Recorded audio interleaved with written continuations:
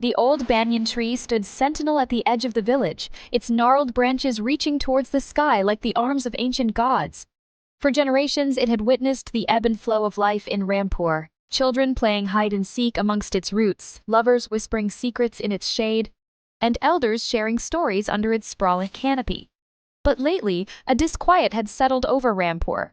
The monsoon had been erratic, the fields lay parched, and a strange illness had begun to spread, leaving a trail of worry in its wake. Fear, like a creeping vine, had begun to entwine itself around the hearts of the villagers. Among them was a young girl named Leela. Her grandmother, the village healer, had been one of the first to fall ill.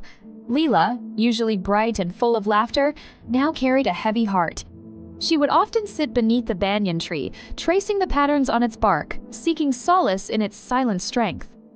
One sweltering afternoon, as Leela sat there, an old traveler with kind eyes and a weathered satchel approached her. He had heard of Rampur's troubles, and had come to offer any help he could.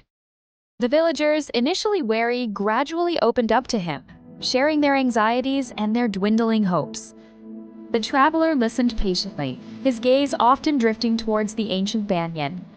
One evening, as the sun dipped below the horizon, painting the sky in hues of orange and purple, he gathered the villagers beneath the tree. "This tree," he began, his voice gentle but firm, "has seen many seasons, many hardships. It has weathered storms and droughts, yet it stands tall. Its strength lies not just in its roots, but in the way they are intertwined, supporting each other." He then spoke of the importance of unity, of sharing their knowledge and resources, of caring for one another in these difficult times. He reminded them of the traditional remedies their ancestors had used, of the resilience that lay within their community. Inspired by his words, the villagers began to work together.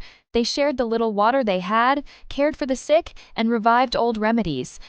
Leela, remembering her grandmother's teachings, helped gather herbs and prepare poultices. Slowly, painstakingly, the village began to heal. The rains eventually returned, the fields turned green again, and the pall of fear lifted. The old traveler eventually moved on, leaving behind a village that had rediscovered its strength and unity. Leela, standing beneath the banyan tree, no longer saw it just as a silent witness, but as a symbol of their collective resilience, a reminder that even in the darkest of times, hope, like the roots of the ancient tree, could always find a way to hold firm.